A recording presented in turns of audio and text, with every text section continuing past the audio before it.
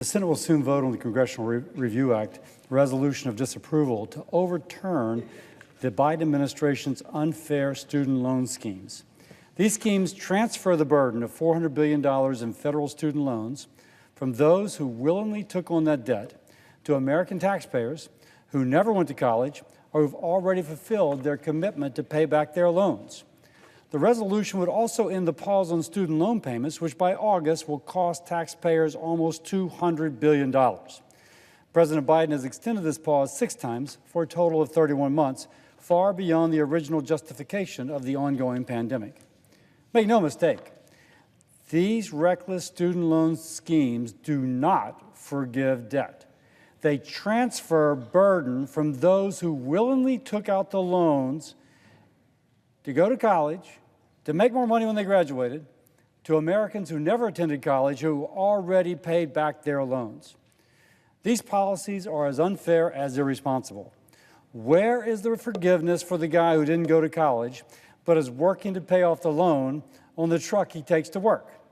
What about the woman who paid off her student loans but now struggles to afford her mortgage?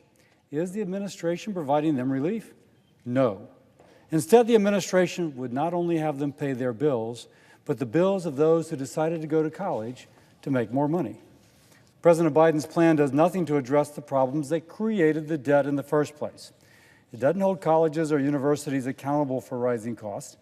According to the College Board, in the last 30 years, tuitions and fees have jumped at private nonprofit colleges by 80%. At public four-year institutions, they've jumped 124%. According to the Center for a Responsible Federal Budget, if the student loan transfer goes into effect, students and taxpayers will be back in the same situation in 5 years. In 5 years, we'll be right back where we are now because we're not reforming that which got us here. And total debt will again reach $1.7 trillion. What is the plan for 5 years from now?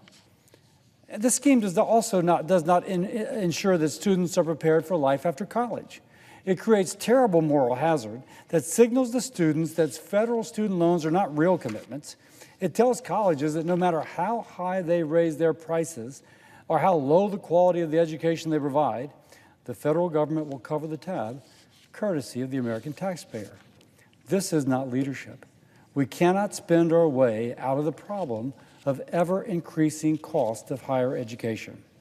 For Americans who cannot afford their debt or who want a proactive approach to paying off their loan commitments, Congress has already authorized 31 different active programs that help or forgive student loans. That's 31 different programs already in place to help forgive or offset student loans. They range from total forgiveness for teachers to loan cancellations for law enforcement officers, military, early childhood educators, and social workers, to name a few.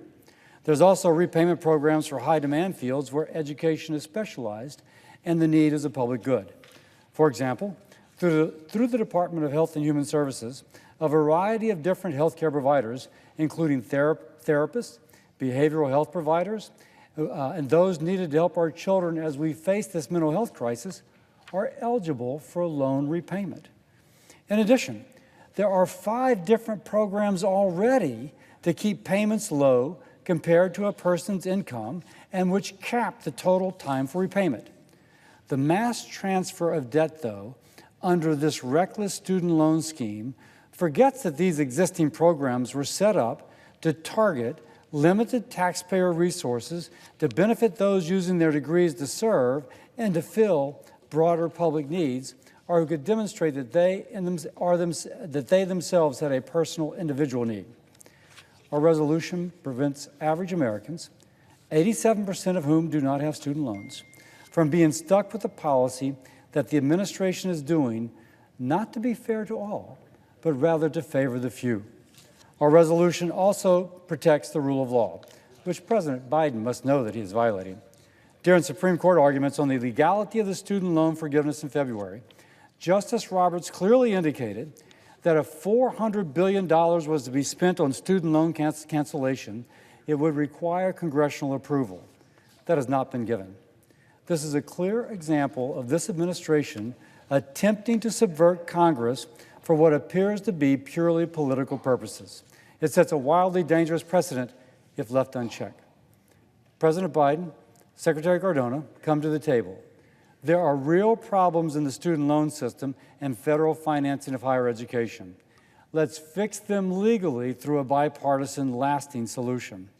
I will close by encouraging all my colleagues to join me in voting to pass this Congressional Review Act resolution to prevent these unconstitutional student debt forgiveness schemes.